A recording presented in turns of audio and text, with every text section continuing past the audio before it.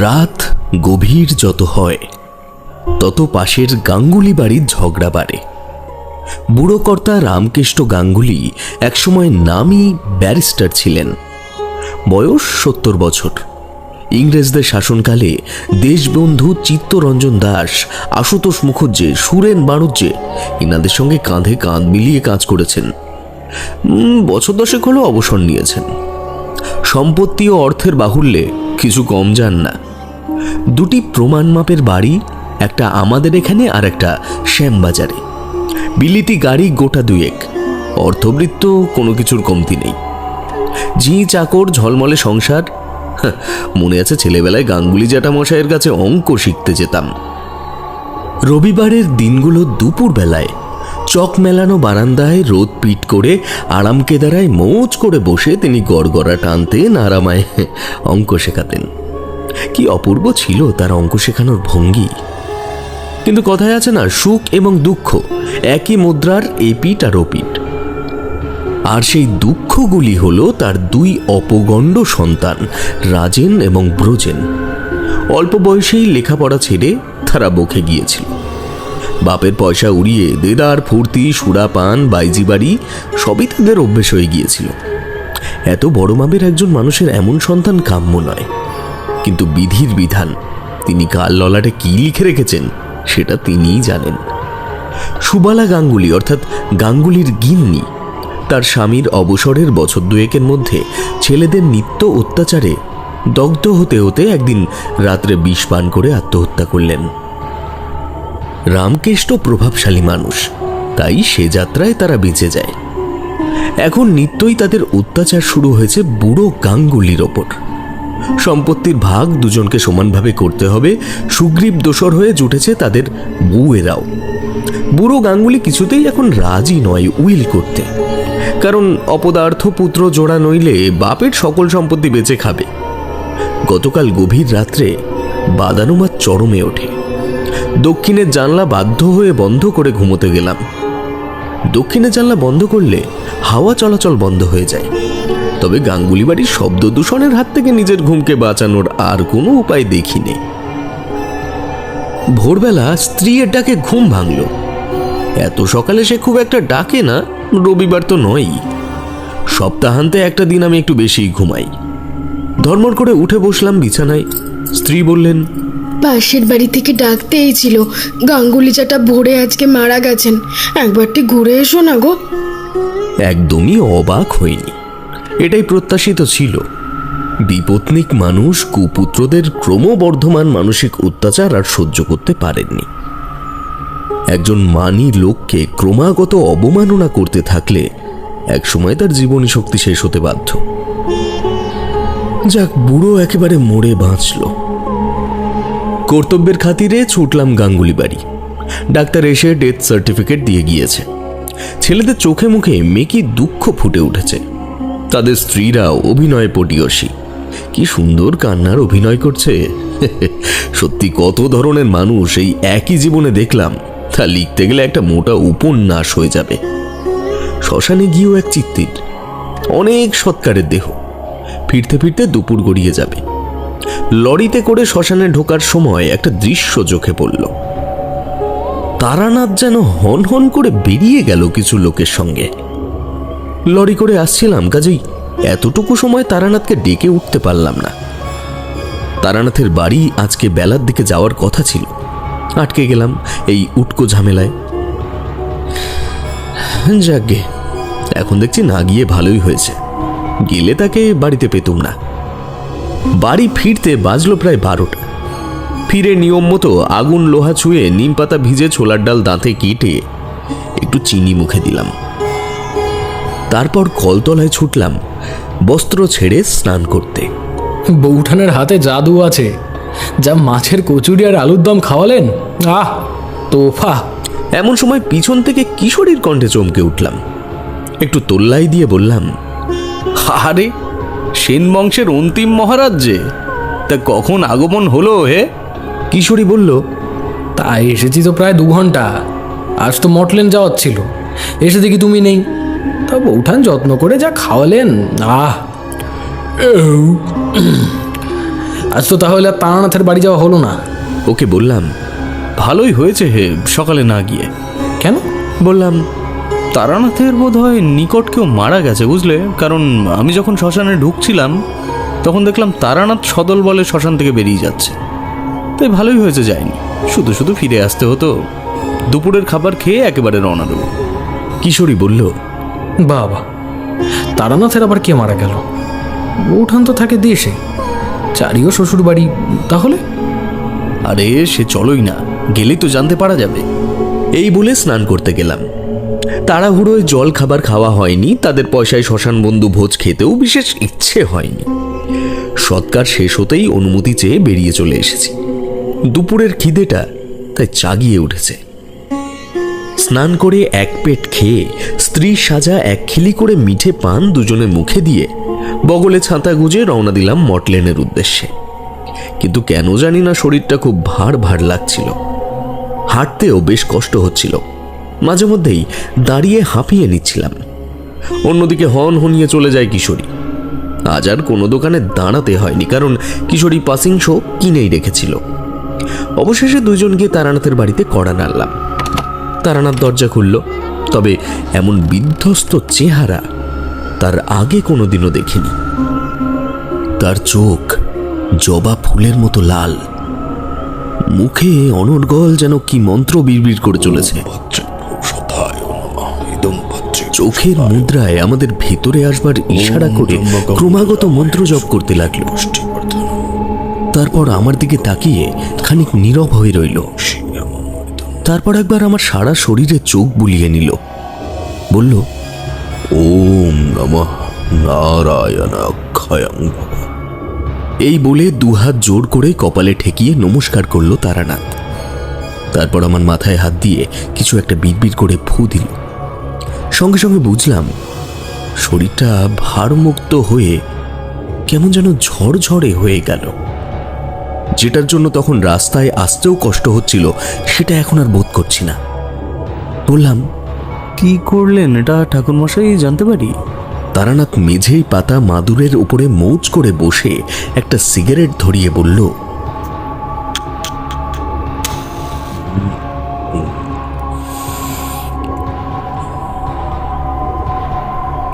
অবশ্যই পারো। আমি তোমার শরীর থেকে শ্মশানের ভার নামিয়ে দিলাম। আসলে তোমার শরীরে অনেক মুক্তিকামী আত্মা লেগেছিল, তবে তারা ক্ষতিকর নয়। তুমি ব্রাহ্মণ, তাই তোমার দেহে লেগে থেকে তারা মুক্তির পথ খুঁজছিল। আমি এতক্ষণ ভাইদের জন্য মুক্তি প্রার্থনা করছিলাম। তোমায় দেখলাম আত্মার ভারে জর্জরিত, তাই তাদেরও মুক্তি দিলাম। তুমি তো শ্মশানে গিয়েছিলে, তাই না? আগে হ্যাঁ ঠাকুরমশাই, পাশের বাড়ির গৃহকর্তা মারা গেছেন কাল ভোর রাতে। তাই আর কি, মানে ওই সম্পত্তি ভাগ নিয়ে ছেলেদের সঙ্গে নিত্য বিবাদ, বৃদ্ধ আর নিতে পারেননি। তারানাথ মুখটা ভার করে বলল, এই সম্পত্তিই তো যত নষ্টের মূল হে। আজ যাদের দাহ করে এলাম, তারা যে সম্পত্তির জন্য কত নিচে নেমেছিল কি আর বলবো। তবে তার ফলও পেয়েছিল। জানো তো, মা কুরু ধন জন যৌবন গর্বং হরতি নিমেষা কালং সর্বং। মহাকাল সর্বস্ব হরণ করবে জেনেও মানুষের লোভের শেষ নেই। সিগারেটে টান দিয়ে তারানাথ বলল, ছাড়ো সে কথা। আজ সারাদিন অমাবস্যা তিথি চলছে, তাই শ্মশানের গন্ধটাও প্রকট। আর শ্মশানের তো গন্ধ চট করে যায় না হে। আমার কাছে এসে ভালোই করেছ। যাক, এখন তুমি হালকা বোধ করছো তো? আগে হ্যাঁ ঠাকুরমশাই, শরীর কিন্তু একদম ঝরঝরে লাগছে। একটু আগেও কেমন একটা হচ্ছিল, আমি মানে কিশোরীকে বলেছি। কিশোরী এখন আর খুব একটা যুক্তিবাদী পেঁচাল পারে না। তারানাথের ইচ্ছে মৃত্যুর সেই অভিজ্ঞতার পর থেকে কিশোরী বেশ শিক্ষা পেয়েছে এবং নিজের ঝুলিকে এখন সামলে সামলেই রাখে। কিছুক্ষণ সে গোল গোল চোখ করে তারানাথের দিকে তাকিয়ে রইল। তারপর একটা ঢোক গিলে বলল, আপনার কোনো ভাইয়ের কথা তো শুনিনি কখনো। কিশোরীর দিকে ইঙ্গিত ভরা দৃষ্টিতে তাকিয়ে তারানাথ বলল, তা জানবে কি করে? কোনোদিন তো তাদের কথা বলিনি, মানে বলার প্রবৃত্তি হয়নি। বললাম না, এত নীচ যে সম্পত্তির জন্য মানুষ হতে পারে তার কহতব্য নয় হে। এমন বলছেন কেন? কিশোরী বলল তারানাথকে। তারানাথ বলল, সাধুজনের কথা গর্ব করে বলতে ইচ্ছে করে, কিন্তু দুর্জনের কথা বলতেও ঘৃণা হয়। আর এরা আমার যমজ মামাতো ভাই। আজ 20 বছর ধরে পাগলা গারদে ভর্তি ছিল। কাল রাতে অদ্ভুতভাবে হাসপাতালের ছাদ থেকে পড়ে দুজনে একসাথেই মারা যায়। যেহেতু 30 বছর আগে বাধ্য হয়ে আমাকেই অভিভাবক হিসেবে তাদের মানসিক হাসপাতালে দিতে হয়, তাই পরিচিত হিসেবে তখন আমারই ঠিকানা দেওয়া ছিল। সেখান থেকে তাদের লোকই আমায় এসে খবর দেয়। আর দাদার কর্তব্য পালন তো করতেই হবে। আমি বললাম, আপনার মামার বাড়ির কোনো কথা কিন্তু কখনো শুনিনি। তবে ভাইয়েদের দুর্জন বললেন কেন? কি করেছে তারা? সে এক ভয়ানক কাহিনী হে, ভাবলে আজও গায়ে কাঁটা দেয়। স্নেহশীলা মা যখন কুপিতা হন তখন তার রূপ ভয়ঙ্কর হয়। কিশোরী বলল, কোন মা? ঠিক বুঝলাম না ঠাকুর মশাই। শোনো তবে। সিগারেট শেষ করে হলুদ ফিল্টারটা অভ্যর্থ লক্ষ্যে আঙুলের টোকায় জানলা দিয়ে ছুঁড়ে ফেলল তারানাথ। তারপর বলতে শুরু করলো, ছেলেবেলায় আমি খুবই মামার বাড়ি যেতাম, যেমন সব বাচ্চারাই যায়। কৈশোর অবধি সেই টান অটুট ছিল, কিন্তু একটা ঘটনার পরে আমি মামার বাড়ি যাওয়া সম্পূর্ণ বন্ধ করে দিই। শেষ গিয়েছিলুম বছর 30 আগে, তাও একটি বিশেষ কাজে বাধ্য হয়ে। কেন, মামা বাড়ি তো খুব ভালো জায়গা। ওই যে কথায় আছে না, মামা বাড়ি ভারী মজা, কিল চর নাই। কিশোরী বলল, কথাটা তুমি ঠিকই বলেছ। এক সময় আমার মামার বাড়িও তেমনই ছিল, জমজমাট হইচই। আর গ্রামটাও ছিল ছবির মতো। গায়ের নাম আওয়াল সিদ্ধি, সমৃদ্ধ গ্রাম, চতুর্দিকে সবুজের সমারোহ। তার মধ্যে তীর তীর করে একটা গ্রাম্য নদী বয়ে যেত। ঠিক মনে পড়ে না সেটার নাম কি ছিল, তবে রবিবাবু লিখেছিলেন না, নাম তার মতিঝিল, বহু দূর জল। এও দেখলে ঠিক তাই মনে হতো। ওর শান্ত স্নিগ্ধ ধূসর জল দূর থেকে কাঁচ বাঁধানো পটচিত্র বলে মনে হতো আমার। মাঝে মধ্যে টোপা পানা ভেসে এসে বহু দূর চলে যেত জলের তোড়ে। গ্রামের বাচ্চাগুলো যখন হুটোপাটি করতো ওর দেহে, সেও নেচে উঠত যেন। তারাও তার জল আজলা করে নিয়ে একে অপরকে ছিটিয়ে খেলা করত। গগন মিয়ার মাজাহার থেকে ভেসে আসতো আজানের শব্দ। সন্ধ্যায় বুড়িমার মন্দির থেকে ভেসে আসতো শাঁখ, কাসর, ঘণ্টার ধ্বনি। কলতান মুখর হতো পড়ন্ত বিকেলের চণ্ডী মণ্ডপ। সাত সন্ধে ঘনাতে না ঘনাতে মেহনতি মানুষগুলো নিজেদের গল্পের ডালি গুছিয়ে যে যার বাড়ির উদ্দেশ্যে রওনা হয়ে যেত। রাত্রি এখানে নিস্তরঙ্গ, শান্ত, স্নিগ্ধ। পূর্ণিমার ভরা চন্দ্রালোকে গ্রাম ভেসে যেত আলোর ঝর্ণা ধারায়। এসব দেখতে দেখতেই আস্তে আস্তে বড় হচ্ছিল অ্যান্ড্রু গোমস। ধর্মে খ্রিস্টান, কিন্তু বড় হয়ে উঠেছিল সম্ভ্রান্ত হিন্দু পরিবারে। অ্যান্ড্রু? সে আবার কি? কিশোরী প্রশ্ন করল। অ্যান্ড্রু ছিল আমার এক মামাতো ভাই। আপনার ভাই? খ্রিস্টান কেন? তারানাথ বলল, এরও একটা ইতিহাস আছে, আসবো সেই প্রসঙ্গে। আমার দাদা মশাই ছিলেন জমিদার পরিবারের। যদিও যে সময়ের কথা বলছি সেটা ইংরেজ আমল, তবু সে সময় থেকেই আমার মামা বাড়ির গ্রামে নিজস্ব পঞ্চায়েত বসত। গ্রামের সমস্ত কিছু সেখানেই আলোচনা হতো। জমিদারি অবলুপ্ত হয়েছে বছর 2 আগে চিরস্থায়ী বন্দোবস্তের ফলে। মামা বাড়ির বিরাট পরিবার ছিল, যদিও মামা বাড়ির বংশধরেরা বহু বছর বিদেশে, কেউ অন্য রাজ্যে কর্মরত ছিলেন। আদেও আজ তারা জীবিত আছে কিনা তাও জানি না। সেই সময়ে শুধু মেজ দাদু অর্থাৎ মায়ের কাকা মশাই ব্রজেন্দ্রনাথ ভট্টাচার্য পরিবার নিয়ে গ্রামেই বসবাস করতেন। আমার দাদু বীরেন্দ্রনাথ ছিলেন বড় ভাই। তার ছেলে অর্থাৎ আমার আপন মামা থাকেন বিদেশে, তাই শেষ বয়সে তিনি মামার সাথে বিদেশে পাড়ি দেন। ছোট দাদু মনমথনাথ তখন স্বর্গবাসী হয়েছেন, তার 2 কন্যা কলকাতায় বাস করেন।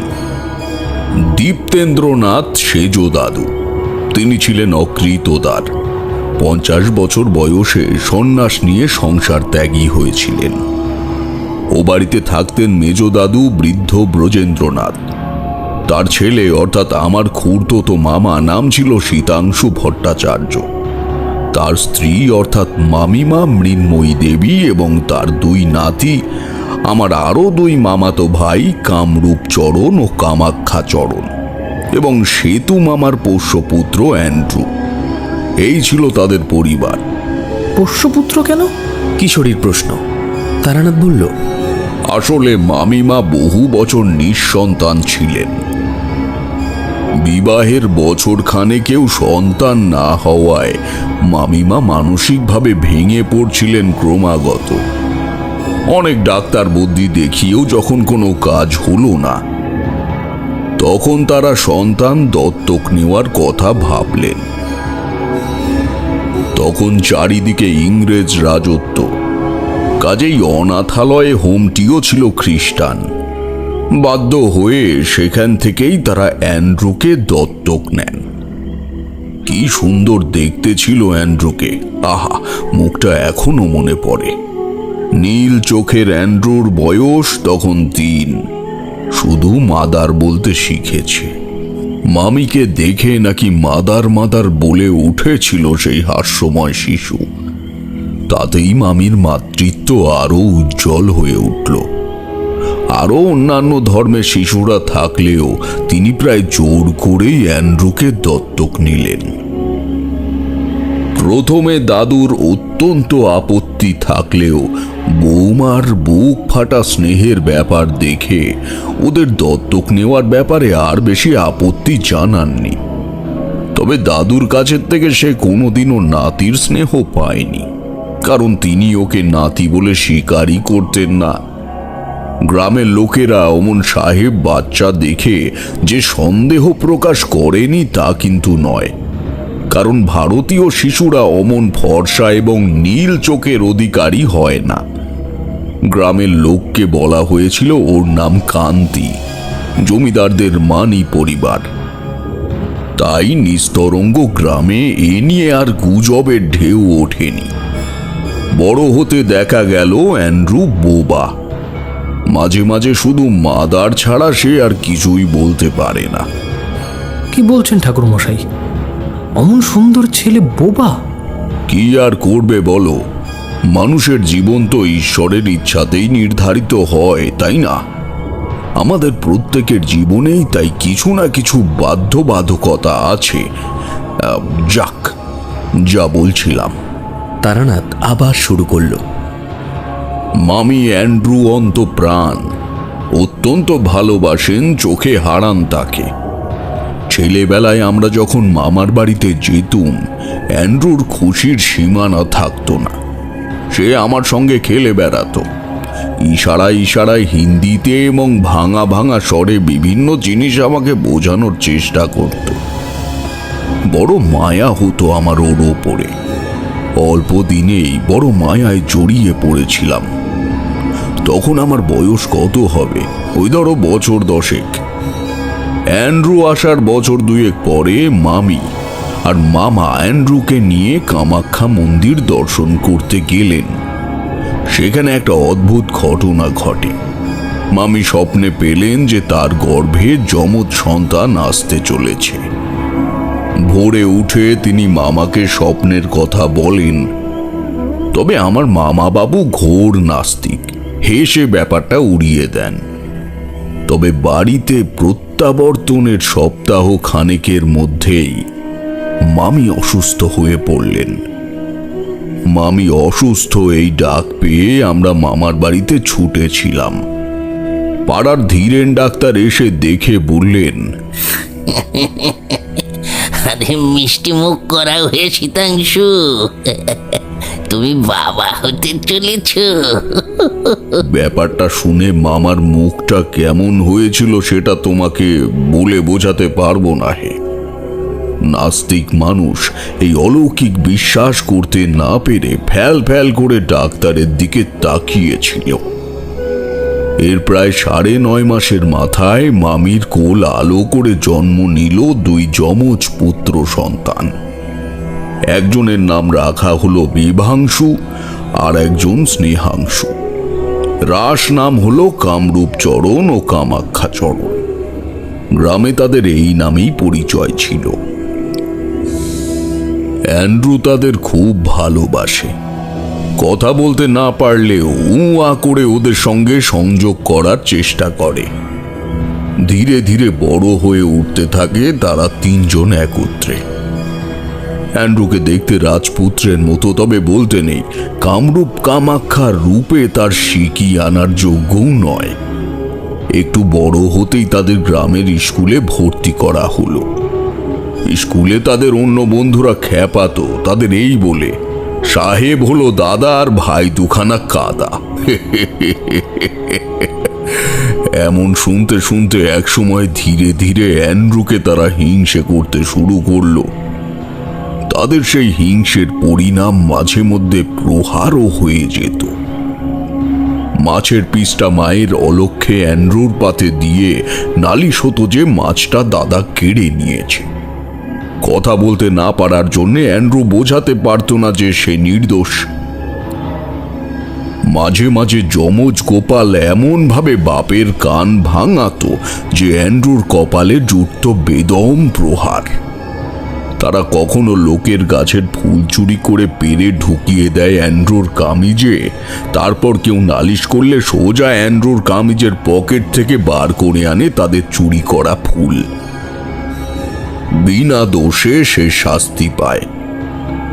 অনেক বোঝাতাম কামরূপ কামাখ্যাকে, কিন্তু তারা কোনোভাবে নিজেদের পরিবর্তন করতে পারেনি। আমি এসব চোখে সহ্য করতে পারতাম না বলে মামার বাড়ি যাওয়া প্রায় কমিয়েই দিয়েছিলাম। যখন যেতাম অ্যান্ড্রুর এই দুরাবস্থা দেখে মনের মধ্যে দুঃখ বোঝাই করে বাড়ি ফিরে আসতাম। এর পরের ঘটনা জানতে পেরেছিলাম গায়ের উকিল যদুনাথ মামার কাছে। ততদিনে কেটে গেছে 15টি বছর। মেজ দাদু তখন গত হয়েছেন। বিভাংশু আর স্নেহাংশু কলকাতায় পড়া শেষ করে পারিবারিক ব্যবসায় বসল। তাদের বয়স তখন 22, আর অ্যান্ড্রু 26 বছর অতিক্রম করেছে। মামা বাবু হাঁপ ছেড়ে ব্যবসার থেকে অব্যাহতি নিলেন। ফুলে ফেঁপে ওঠা জরির কারবারে তারাই তখন অলিখিত মালিক। তবে অ্যান্ড্রু হয়ে গেল যেন চাকর। সারাদিন ভাইদের ভাই ফরমাইশ খাটে। সে সঠিকভাবে সুযোগ পেলে হয়তো ভালো করে লেখাপড়া করতে পারত, কিন্তু সেই সময় গ্রামে কোনো মুখ বিদ্যালয় ছিল না। শহরে হয়তো ছিল, কিন্তু মামি স্নেহের বশে তার এই ন্যাওটা বোবা পুত্রটিকে কোনো এক অজানা ভয়ে শহরে পাঠাতে চাননি। তাই গো বেচারা অ্যান্ড্রু শেষটায় মূর্খই রয়ে গেল। মামির সদা ভয় হতো যেভাবে 2 ছেলে অ্যান্ড্রুর ওপরে অত্যাচার করে, বেগার খাটায়, সে আর মামার অবর্তমানে অ্যান্ড্রু না ভেসে যায়। এই ভেবে মামি মামার কাছে একদিন কেঁদে পড়ল। বলল, ওগো, তুমি তো দেখছো কামরূপ কামাখ্যা অ্যান্ড্রুর ওপর কেমন অত্যাচার করে। আমরা না থাকলে ওর কি হবে বলো তো? মাথায় একটু হাত দিয়ে ঘাড় হেট করে মামা চিন্তিত কণ্ঠ নিয়ে বললে, বেশ, কালই যদুনাথ উকিলকে ডেকে উইল করে নেব ক্ষণ। পরদিন সন্ধ্যাবেলায় যদুনাথ উকিল এলো উইলের ড্রাফট কপি নিয়ে। সই সাবুত নিয়ে সে আদালতে চলে যাবে পরদিন। তারপর দিন সন্ধ্যায় নিবন্ধীকৃত উইল নিয়ে ফিরে এসে মামাকে দিলেন উকিল মামা। মামা বাবু মামি সহ 3 পুত্রকে ঘরে ডাকলেন। মামা উইলের একটি কপি যমজ ছেলের হাতে দিয়ে বললেন, তোমরা এখন সাবালক, নিজের প্রয়োজন নিজে মেটাতে পারো। বহু খরচ করে তোমাদের যথেষ্ট শিক্ষিত করেছি যাতে তোমরা উপার্জনক্ষম হয়ে ওঠো। ব্যবসাও তোমাদের আমি দাঁড় করিয়ে দিয়েছি, কিন্তু তোমাদের দাদা এন্ড্রু সেই সুবিধা পায়নি। তোমরা তো জানো ও কথা বলতে পারে না, পুঁথিগত কোনো বিদ্যাও সে পায়নি। আর আমি লক্ষ্য করেছি তার সুযোগ নিয়ে তোমরা ওকে বেগার 5 মাস খাটাও, আর সেটা ভীষণ দৃষ্টিকটু। তাই আমি এই বিশেষ উইল করেছি আমার স্থাবর অস্থাবর সম্পত্তির 50% তোমার মা ও এন্ড্রুর নামে, বাকি 50 তোমাদের দুজনের নামে। তোমার মায়ের অবর্তমানে ওই সম্পত্তি এন্ড্রু পাবে। মুখ লাল করে জোড়া গোপাল মৃদু গলায় বলল, এর নতুন কথা কি বাবা মশাই? আমরা জানতাম এমনি কিছু হবে, তবে কাজটা ভালো করলেন না। এর ফল কিন্তু ভালো হবে না বলে দিচ্ছি। 2 ভাইয়ের মুখেই শাসানির সুর। ছেলেদের এই স্পর্ধায় দারুণ উত্তেজিত হয়ে পড়লেন মামা। চেঁচিয়ে উঠলেন, তোমরা কি আমায় শাসাচ্ছ? তোমাদের এত দূর স্পর্ধা! বেরিয়ে যাও, বেরিয়ে যাও। আর বলতে পারলেন না। বুকের মাঝখানটা ধরে ধপাস করে খাটে পড়েই জ্ঞান হারালেন। বীরেন ডাক্তার এলো, ইঞ্জেকশনও দিল। ততক্ষণে যা হওয়ার হয়ে গেছে। বুকে পাম্প করলো, কিন্তু মামা আর উঠলেন না। অ্যান্ড্রু, মামি, উকিল মামা হতচকিতের মতো দাঁড়িয়ে রইলেন। সম্বিত ফিরতেই হঠাৎ অন্ধকারে ঢলে পড়লেন মামিও।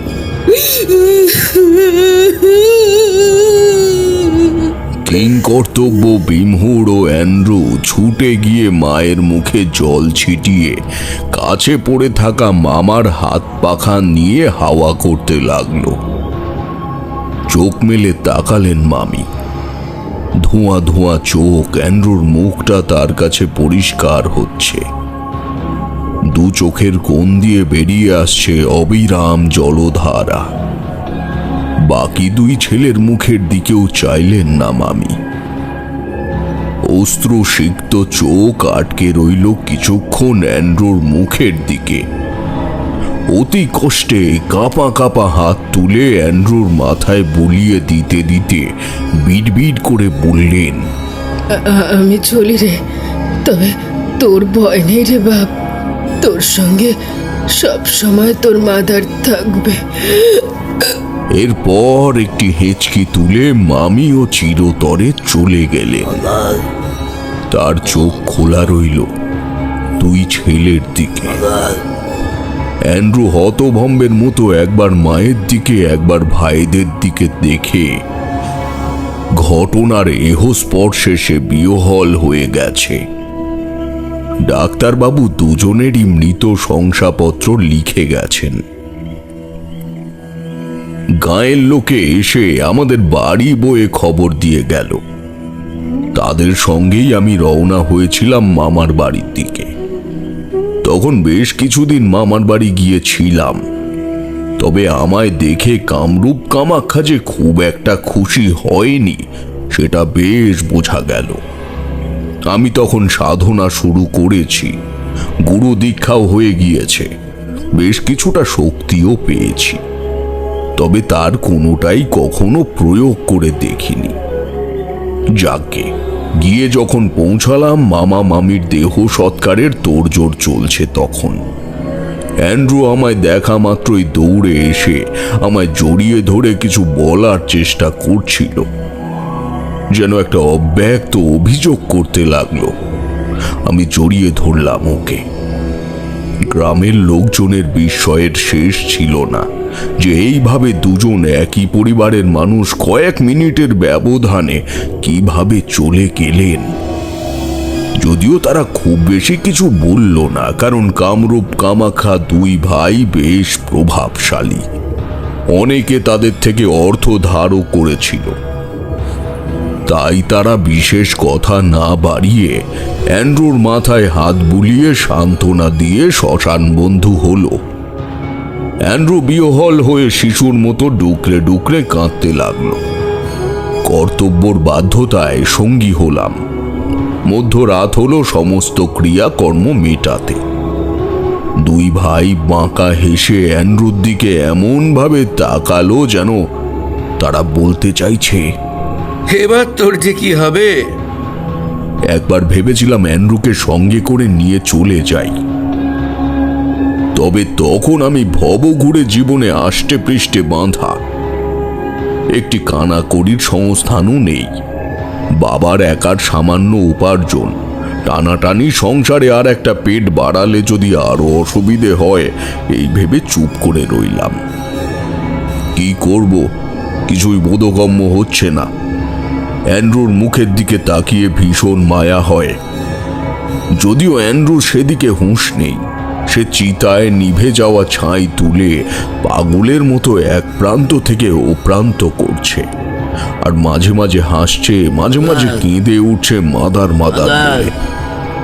ওর জন্য ওখানেই রয়ে গেলাম, যদিও তার ভাইয়েরা চাইনি আমি থাকি। এরপর থেকে অ্যান্ড্রুর মাথায় কেমন একটু গোলযোগ দেখা দিল, বুঝলে। সে সারা বাড়ি মাদার মাদার করে ঘুরে বেড়ায়। অন্ধকার ঘনালে সে তাদের বাড়ির পেছনের পুকুরের ধারে মাদার গাছটার তলায় চুপচাপ বসে থাকে। ঘরে কোনোদিন খাওয়া জোটে, কোনোদিন জোটে না। গ্রামের কেউ কেউ দৈবাত্মাকে উদ্ভ্রান্তের মতো ঘুরতে দেখে যত্ন করে বাড়িতে নিয়ে গিয়ে খাওয়ায়। বিকেলবেলা বাড়ি পৌঁছে দিয়ে যায়। আমি সপাকে যা রাঁধি তা ওকেও খেতে দিই। তবে অ্যান্ড্রুর ভয়ঙ্কর পাগলামির নিদর্শন চোখে পড়লে মামা মামির পরলৌকিক ক্রিয়ার দিন। পিতার শ্রাদ্ধ সমাপ্ত হওয়ার পর মায়ের উদ্দেশ্যে যেই দুই ভাই পিণ্ডদানে উদ্যত হয়েছে, অ্যান্ড্রু ঝাঁপিয়ে পড়ে সেই পিণ্ড কেড়ে নিয়ে ছুঁড়ে দেয় জানলার বাইরে। লাথি মেরে তছনছ করে দেয় সমস্ত জিনিস। এইবার সে পড়ে যায় দুই ভাইয়ের রাগের মাথায়। তারা অ্যান্ড্রুকে বেদম প্রহার করে, তার মায়ের ঘরে বন্ধ করে তালা চাবি দিয়ে দেয়। আমি ওদের অনেক বারণ করেও কিছু করতে পারলাম না। আরো কদিন রইলাম। অ্যান্ড্রুর কাছে যেতে পাই না, জানি সে ভালো করে খেতেও পাচ্ছে না।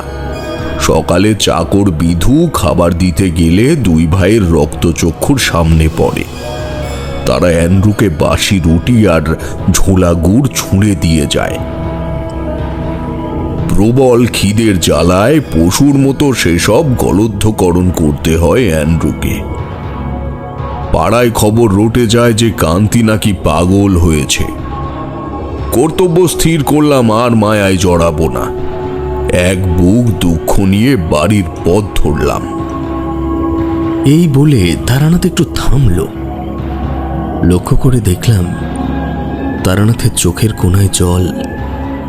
হাত ধরে বললাম, আপনি কাঁদছেন ঠাকুরমশাই? তারানাথ ঝটপট অশ্রু মুছল। তারপর ধরা গলায় বলল, জীবনে এমন কিছু আঘাত মানুষ পায় যার ক্ষত মাঝে মাঝে জেগে উঠলে বড় ব্যথা দেয় গো। কিশোরী বলল, হ্যাঁ ঠাকুরমশাই, যথার্থই বলেছেন।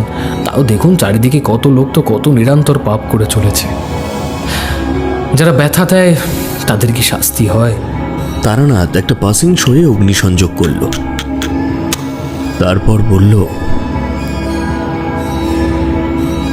মানুষের পাপের ঘোড়া যতক্ষণ না পূর্ণ হচ্ছে ততক্ষণ সে কোনো শাস্তি পায় না। শিশুপালের গল্প শুনেছ তো? 90-এর ওপর অপরাধ সাধন করার পর কৃষ্ণ যখন তাকে সাবধান করেছিল যে তার 100 অপরাধ হলে সে শাস্তি পাবে, কিন্তু মানুষ যখন নিজেকে অপ্রতিরোধ্য ভেবে ক্রম অপরাধের দিকে এগিয়ে যায়, তখন জানবে তার কর্মফল সামনেই এসে গেছে। শিশুপালও নিজেকে অপ্রতিরোধ্য ভেবে শততম পাপটি করল এবং শ্রীকৃষ্ণের সুদর্শন চক্রের আঘাতে প্রাণ হারালো। কিশোরী বলল, সে তো পৌরাণিক কথা, আর এ তো মহাকলি। এতদিন ধরে আপনার যে 2 ভাই ওই বোবা ছেলেটির উপর এত অত্যাচার করলো, বলতে গেলে বাবা মায়ের মৃত্যুর জন্য তারাই দায়ী হলো, তারা তো কোনো শাস্তি পেল না। কে বলল শাস্তি পায়নি? সেই ব্যাপারেই তো আসছি এবার। শোনো, আমি চলে আসার দিন 7 পরে মধ্য দুপুর নাগাদ মামাবাড়ির জমির ভাগ চাষি আর পুরনো পরিচারক হরিদাস কাকা এসে খবর দিল যে গতকাল রাতে অ্যান্ড্রু ছাদ থেকে লাফিয়ে আত্মহত্যা করেছে। ভীষণ চমকে উঠলাম। অ্যান্ড্রু আত্মহত্যা করলো কেন? কথাটা মানতেই মন চাইছিল না। ব্যাপারটা মা বাবাকে জানালাম না, কারণ মায়ের নরম মন, এই দুঃসংবাদ সহন করা কঠিন হবে। কাপড় বদলে সাথে সাথেই হরিদাস কাকার সাথে বেরিয়ে পড়লাম।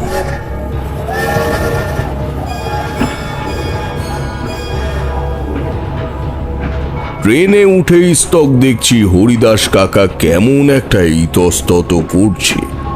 কিছু একটা বলতে চাইছে, কিন্তু ঠিক সহজ হতে পারছে না। বারবার আমার চোখের দিকে তাকাচ্ছে এবং চোখ নামিয়ে নিচ্ছে। ওকে বললাম, কিছু বলবেন হরি কাকা?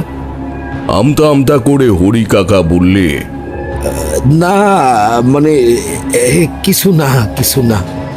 বলছে বটে, তবে দেখছি ওর চোখের মনি দুটো অস্থিরভাবে এদিক ওদিক ঘুরছে। ওর অস্বস্তিটা আরো তীব্র হচ্ছে দেখে বললাম, আমায় নির্ভয়ে বলুন। আমার মনে হচ্ছে আপনি কিছু একটা লুকিয়ে যাচ্ছেন, কিন্তু কোনো একটা ভয়ে বলতে পারছেন না। চাদরের খুঁটে মুখ ঢেকে এবার হু হু করে কেঁদে উঠলেন বৃদ্ধ। আমি বুঝলাম গতিক স্বাভাবিক নয়। ওর কাঁধে হাত রাখলাম, বললাম, চলো দরজার কাছে চলো। দরজার কাছে লোক নেই, সেখানেই গিয়ে দাঁড়ালাম।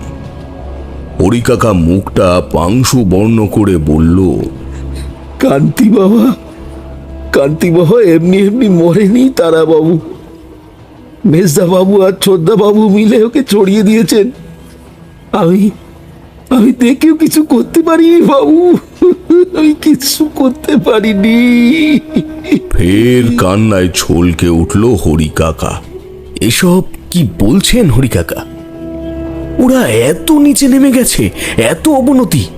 চোখ মুছে হরি কাকা ধরা কণ্ঠে বলল, তোমায় কি বলবো বাবা, কান্তি বাবাকে তো কুকুরের মতো ওরা রেখেছিল, তা তো তুমি জানো। 2 দিন ধরে 2 ভাইতে কি যেন সলা পরামর্শ করতেছিল। আমার ঠিক ভালো লাগতেছিল না গতিক। বুঝতে পারছিলুম এরা কান্তি বাবার কোনো ক্ষতি করতে পারে একবারে। কাল রাতে দেখলাম কান্তি বাবাকে ছেড়ে দেওয়া হলো ঘর থেকে। আমি আড়াল থেকে সব লক্ষ্য রাখছিলুম। মেজবাবু কান্তি বাবাকে বললেন, দাদা, তোমায় অনেক কষ্ট দিয়েছি আমরা, আজ থেকে তুমি মুক্ত।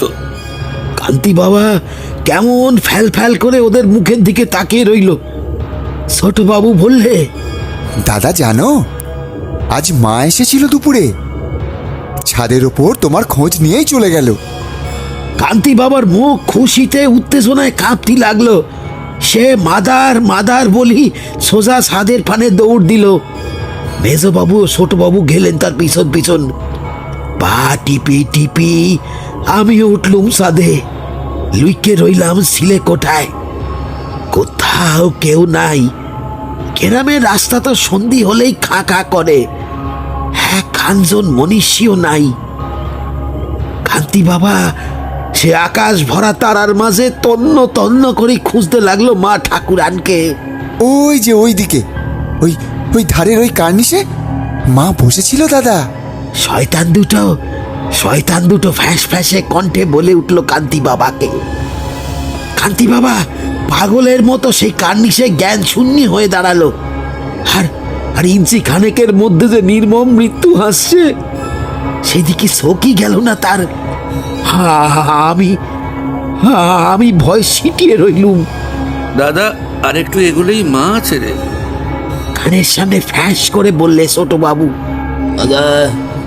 মাদার বলে আরেকটু এগোতেই সেই অন্ধকারের মধ্যে চিরতরে হারিয়ে গেল আমাদের কান্তি বাবা। কেউ টেরও পেলুনি। আমি ভয় পাথরের মতো দাঁড়িয়ে রইলুম, কিছু করতে পারলুম নি। বলেই আবার একলপ্ত কেঁদে উঠল হরি কাকা। আমার যে কি হচ্ছে তখন তোমাদের বলে বোঝাতে পারবো না হে। হরি কাকা আবার বলল, দুই ভাই মৃত্যু নিশ্চিত কিনা জানতে ধীরে ধীরে নিচে নেমে গেল। আধারে আমায় তারা খেয়াল করলুনি। খিড়কি দুয়ার খুলে এগিয়ে গেল বাগানের দিকে। বাগানের মাদার গাছটার তলায় পড়েছিল কান্তি বাবার নিথর দেহটা। আমি পা টিপি বাগানে গিয়ে জোড়া আম গাছটা গোড়ায় লুকিয়ে রইলুম। দেখলুম কান্তি বাবার একদম অবিকৃত দেহ, নাকের ডগা থেকে সামান্য তাজা রক্ত গইড়ে গেছে, কিন্তু বাবা যেন আমার শান্ত মদন দেব সন্তান, যেন শান্তির ঘুম ঘুমিয়ে পড়িছে। দুজনে ধীরে ধীরে বেরিয়ে গেল।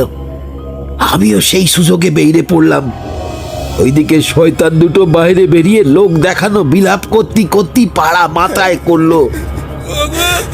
আমাদের দাদা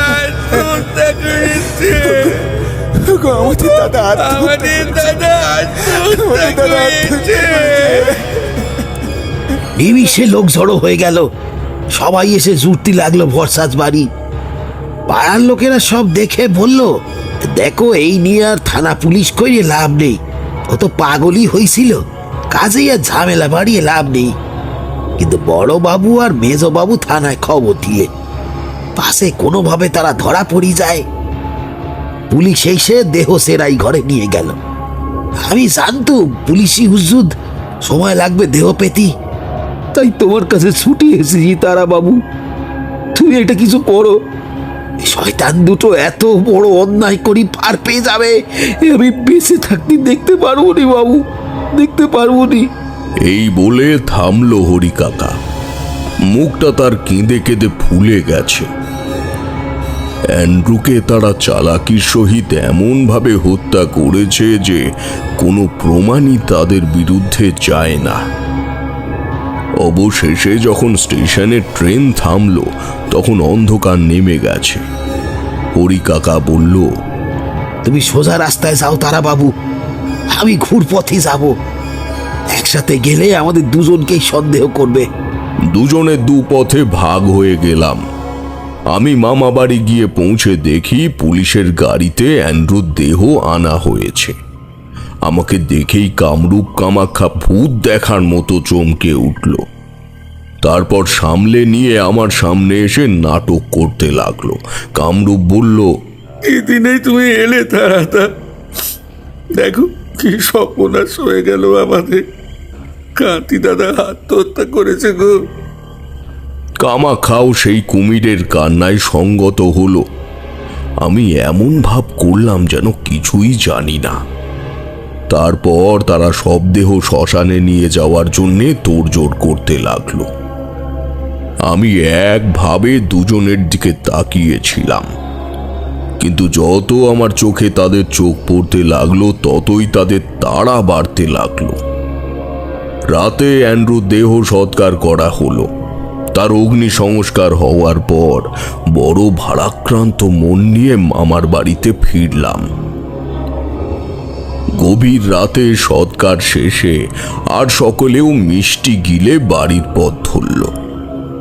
আমার দাদুর ঘরের বহু পুরনো একটা চাবি আমার কাছেই থাকতো, কারণ তাদের অংশেই আমি থাকতাম মামার বাড়িতে গেলে। আমি ঘরে ঢুকলাম না, বাড়ির পিছনে বাগানের দিকে লুকিয়ে রইলাম। কিছুক্ষণ পর কামরূপ কামাক্ষার গলার শব্দ পেয়ে সতর্ক হয়ে গেলাম। তারা মূল ফটক পার করে ভিতরে আসছে। কথা শুনেই মনে হচ্ছে বুকে তাদের তখন খুশির জল তরঙ্গ বাজছে। চাপা কণ্ঠে কামরূপ উল্লাস করছে আর বলছে, জন্মের 70 মরেছে, এখন এখন এখন এই সব বিপুল সম্পত্তি আমাদের, শুধু আমাদের, কাউকে না, কাউকে না, না না না না না, এই সম্পত্তি কাউকে দেব না, সব সব সব আমাদের, সব সব আমাদের। হঠাৎ কি একটা দেখতে পেয়ে দুজনে বাগানের দিকে আসতে লাগলো। আমি আরো একটু পূব দিকে সরে গেলাম। ওরা দক্ষিণ দিকে খিড়কি দুয়ারে এসে তারা থমকে দাঁড়িয়ে গেল দুই ভাই। বোধহয় আনন্দের আতিশয্যে তারা ভুল করে খিড়কি দুয়ারে এসে পড়েছে ঠিক মাদার গাছটার তলায়। ঠিক ঠাউর হচ্ছে না ওদের। বাগানটা ধোঁয়াশায় ঢেকে যাচ্ছে একটু একটু করে। সেই মাদার গাছ যেখানে পড়েছিল অ্যান্ড্রুর মৃতদেহটা, নিকষ আঁধারে ঢেকে আছে সেই গাছতলা। হঠাৎ তাদের স্তম্ভিত কণ্ঠ পেলাম, এ কি বড়, আমরা আমরা এখানে এসে পড়লাম কি করে? কামাক্ষা জিজ্ঞাসা করে কামরূপকে। হ্যাঁ, তাই তো, চল ঘুরে যাই। এমন সময় যা দেখলাম তাতে আমার জীবনের ঝুলিতে সঞ্চিত হলো এক ভয়ঙ্কর ঘটনা। দুই ভাই যেই পা বাড়াতে গেল সিংহদুয়ারের দিকে, অমনি মাদার গাছটার তলায় তাদের পা আটকে গেল। কামরূপ বলল, পাটা আটকে গেল কেন? কামাক্ষা বলল, আরে আরে আমার পাটাও তো আটকে গেছে রে। ওরে, নড়তে পারছি না রে, পাটা যেন জগদ্দল পাথর হয়ে গেছে। অন্ধকারে চোখ সয়ে গিয়েছে। স্পষ্ট দেখলাম দুজনের পা বাগানের মাটিতে আটকে গেছে। ঠিক চোরা বালি যেমন গ্রাস করা শুরু করে তেমন। দেখতে লাগলাম কি হয়। তারা সর্বশক্তি দিয়ে চেষ্টা করেও সেই ভূমিগ্রাস থেকে নিজেদের মুক্ত করতে পারছে না। কামাক্ষা ভয় পেয়ে গলা ছেড়ে চেঁচিয়ে উঠল, কে আছো, আমাদের বাঁচাও, বাঁচাও। কিন্তু তাদের সেই আর্তনাদ মাদার গাছের পাশের জলার উপর দিয়ে প্রতিধ্বনিত হয়ে মিলিয়ে যায়। রাত যেন মায়া কাঠি বলে গোটা গ্রামকে ঘুম পাড়িয়ে দিয়েছে। মন আমার একটা আসন্ন কিছুর ইঙ্গিত দিচ্ছে, একটা বিপদের ঘণ্টা বাজছে তীব্রভাবে। দেখলাম মাদার গাছের গোড়া থেকে একটু একটু করে ধোঁয়া বেরোচ্ছে, যেন রাতের কুয়াশা আর ধূম্রকুণ্ডলী মিশছে একটু একটু করে। সেই ধোঁয়া থেকে নির্গত হচ্ছে মরা পোড়ার ভয়ঙ্কর বিশ্রী দুর্গন্ধ। দুই ভাই শীতের রাতে গলদঘর্ম হয়ে এক ভয়ানক বিভীষিকার সম্মুখীন হয়েছে। আমি গাত্রবন্ধন মন্ত্রে শরীরটা বেঁধে নিলাম। দুজনেই তখন ভয়ে বিস্ময়ে মাদার গাছটার দিকে তাকিয়ে আছে। তার গোড়া দিয়ে গল গল করে ধোঁয়া বেরোচ্ছে এবার। আর সেই অপ্রাকৃত ধোঁয়ার মধ্যে থেকে দুটো অবয়ব ফুটতে শুরু করেছে। আস্তে আস্তে সেই অবয়ব দুটো পরিস্ফুট হয়ে এসেছে। কে যেন জাদু বলে মৃত লোকের জীবদের পুনর্নির্মাণ করছে। অবয়ব দুটির একটি সদ্য মৃত অ্যান্ড্রুর, আর একটি তাদের মা মৃন্ময়ীর। কিন্তু কোথায় সেই শান্ত ভাব? কি ভয়ঙ্কর জিঘাংসা তাদের মুখাবয়বে! এরা কারা? এ কোন মা জ্বলন্ত ভাটার মতো চোখ, মাংস গলে পড়ছে মুখ থেকে, অর্ধ কঙ্কাল সার হাত নেড়ে ডাকছে ওদের। শান্ত অ্যান্ড্রুর মুখ থেকে ঝরছে অবিরাম রক্তধারা, আর একটা মাপ না জানা দৈর্ঘ্যের হাত এগিয়ে আসছে ওদের দিকে। দুই ভাইয়ের পা ততক্ষণে মাটির ভেতরে অর্ধেক ঢুকে গেছে। এসে চোরাবালিময় ধীরে ধীরে পাতালে টেনে নিচ্ছে ওদের। দুজনেই পাথরের মূর্তির ন্যায় নিশ্চল। তখনই আমি সামনে এসে দাঁড়ালাম। কামরূপ কামাখ্যা আমায় দেখে বাঁচার আপ্রাণ চেষ্টা করতে লাগলো। তাদের গলা বুঝে গেছে। আমার ভূতপূর্ব মামিমা ও ভাই অ্যান্ড্রু যে আর সেই মানব স্বভাব সম্পন্ন নেই, সেটা বুঝতে আমার বিলম্ব হলো না। এক ভয়ানক প্রতিশোধ স্পৃহা নিয়ে তারা ফিরে এসেছে এই ভয়ঙ্কর রূপে। আমি আর দেরি করলাম না। সামনে দাঁড়িয়ে পদ্মবীজের মালা ধরে প্রেত শান্তি মন্ত্র জপ করে ঝোলায় থাকা শ্বেত সর্ষে নিক্ষেপ করলাম সেদিকে। সঙ্গে সঙ্গে সেই মূর্তি দুটো প্রস্তরবত স্থির হয়ে গেল। আমি হাত জোর করে বললাম, ক্ষান্ত হও। আমি জানি তোমাদের মৃত্যুর কারণ এই কুলাঙ্গারেরা। ওদের পাপের ক্ষমা হয় না কখনো। আমি এদের শাস্তির বিধান করব, কথা দিচ্ছি। মৃত্যু এদের সাজা নয়। এরা আজীবন মৃত্যু যন্ত্রণা নিয়ে বাঁচবে, আমি কথা দিচ্ছি তোমাদের। তোমরা দয়া করে হিংসা মুক্ত হও, দয়া করে স্পৃহা মুক্ত হও, নচেত অনন্ত যুগ তোমাদের প্রেতজনিতে বন্ধ থাকতে হবে। আত্মা নির্মোহ, নিষ্কাম, নিষ্কলুষ, নিস্পৃহ। তাকে কুলসিত করো না, দয়া করো। আমি তারানাথ, তোমাদের পরম আপনজন। দয়া করো, দয়া করো। সঙ্গে সঙ্গে দেখলাম অবয়বগুলো ধীরে ধীরে পুনরায় এক ধূমকুণ্ডলিতে পরিণত হচ্ছে। আমি চোখ বুজে নাগারে মুক্তি মন্ত্র জাপ করতে লাগছি। ভয়ঙ্কর ঝড়ের মতো হাওয়া গোটা বাগানটাকে আলোড়িত করে দিল। বেশ কয়েকটা পূর্ণবয়স্ক গাছ মরমর করে ভেঙে পড়ল এদিক ওদিক। তারপর সেই হাওয়া দূর দিগন্তে বিলীন হয়ে গেল। বাগান জোড়া অখণ্ড নীরবতা। চোখ খুলে দেখলাম কামরূপ কামাখ্যা ভূমিগ্রাস হতে মুক্ত হয়ে দুদিকে পড়ে আছে। ভোরের আলো ফুটছে। হরিকাকা এসে দাঁড়িয়েছে পেছনে। সে বুঝে গেছে আমি কিছু একটা করেছি। আমায় জড়িয়ে হরিকাকা বলল,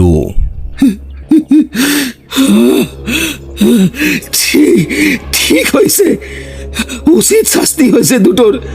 আমি জানতাম তুমি পারবে তারাবাবু। মরেছে, বেশ হয়েছে, বেশ হয়েছে। বললাম, ওরা মরেনি হরিকাকা। হ্যাঁ, মরেনি শয়তান দুটো, মরে নেই। মরতো, কিন্তু আমি মরতে দেইনি। কেন তারাবাবু, কেন?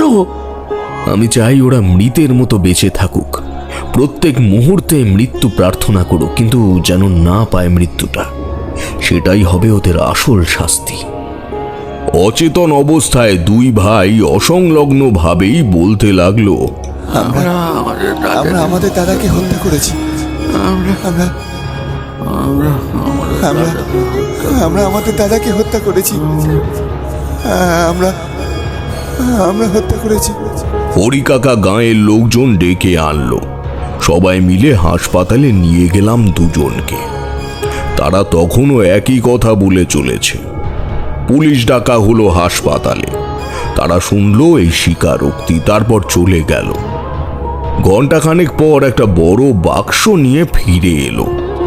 বাক্স খুলে একটা যন্ত্র বের করলো। তাদের কথা সেই যন্ত্রে তুলে নিল। কিশোরী বলল, বাবা, কণ্ঠস্বর ধরে রাখার যন্ত্র, এ তো দারুণ ব্যাপার। দারুণ ব্যাপার শুধু নয়, দারুণ হ্যাপারও। পরে জেনেছিল মোর নাম। ইংরেজিতে ওকে বলে ম্যাগনেটিক ওয়্যার রেকর্ড। যাকে যা বলছিলাম, সন্ধ্যা নাগাদ দুজনের চেতনা ফিরল।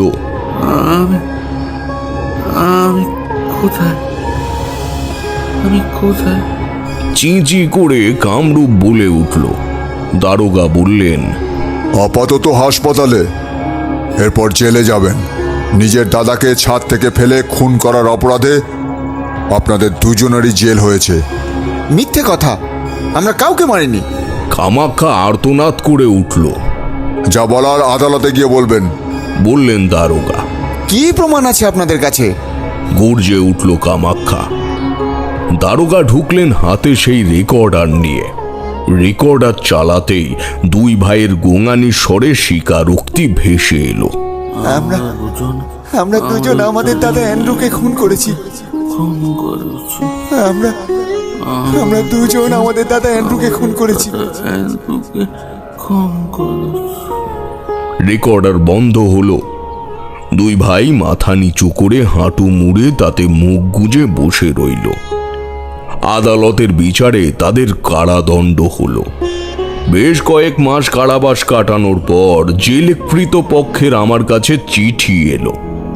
চিঠিতে লেখা, হঠাৎ কামরূপ কামাখ্যার মস্তিষ্কে বিকৃতি দেখা দেওয়ায় তাদের মানসিক হাসপাতালে স্থানান্তর করা হবে। আমি যেন অভিভাবক হিসেবে সত্বর যোগাযোগ করি। সেই শেষ ওদের জীবিত দেখা, আর আজ শেষ দেখা। এই 30 বছরে ওরা রোজ মরেছে তিলে তিলে, আজ মরে শেষ প্রায়শ্চিত্ত করে গেল। তাই তো বলি, সৎ পথে থাকতে হবে। সকলকে নিয়ে সকলকে নিজের ন্যায্য অধিকার দিয়ে বাঁচাতে হবে, কারণ কালের গ্রাস থেকে কেউ নিস্তার পায়নি। হরিকাকার কাছে মামা বাড়ির চাবিটা দিয়ে আসতে শেষবার গিয়েছিলাম, আর কখনো যাইনি। তারপর তার স্মৃতিতে হারিয়ে গেল তারানাথ। উদাস এক মুগ্ধতা কণ্ঠে মেখে বলল, আজও যেন স্বপ্ন দেখি, আজও যেন মনে হয় গভীর রাতে মাদার গাছের তলাটায় আলোয় ভরে যায়। কে যেন ছুটে যায় বাগানের এপার থেকে ওপার। এক স্নেহময়ী হাসির আওয়াজ শুনতে পাওয়া যায়, আর মাঝে মাঝে অস্ফুট কণ্ঠে একটা ডাক শুনতে পাওয়া যায়। তারানাথ থামল। আমরা তাকে প্রণাম করে এক অদ্ভুত মুগ্ধতা ও স্তব্ধতা নিয়ে বাড়ির পথ ধরলাম। রাজপ্রতাপের থেকে আপনারা শুনছিলেন শ্রী বিভূতিভূষণ বন্দ্যোপাধ্যায়ের অমর সৃষ্টি তারানাথ তান্ত্রিকের একটি ফ্যান ফিকশন গল্প। গল্পটির লেখক শ্রী অভিষেক বন্দ্যোপাধ্যায়।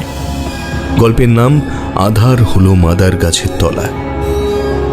এই গল্পের বিভিন্ন চরিত্রে অভিনয় করেছে সন্তু, সৌরভ সাহা, নিরুপম, অভিষেক, বর্ণালী এবং আমি রাজপ্রতাপ বসু। গল্পটি শব্দ সংযোজন এবং আবহে টিম রাজপ্রতাপের ঠেক এবং প্রচ্ছদ অঙ্কনে দাস স্টুডিও। গল্পটি কেমন লাগলো জানাতে ভুলবেন না, তাহলে অবশ্যই আমরা পরবর্তীতে শ্রী অভিষেক বন্দ্যোপাধ্যায়ের আরও গল্প আপনাদের সামনে তুলে ধরব, এবং আপনাদের জন্য অপেক্ষা করছে আরও নতুন 2টি অভিযানের গল্প এবং সিরিজ। তাই রাজপ্রতাপের ঠেককে সাবস্ক্রাইব করতে ভুলবেন না। এবং আরও একবার জানিয়ে রাখছি, আমাদের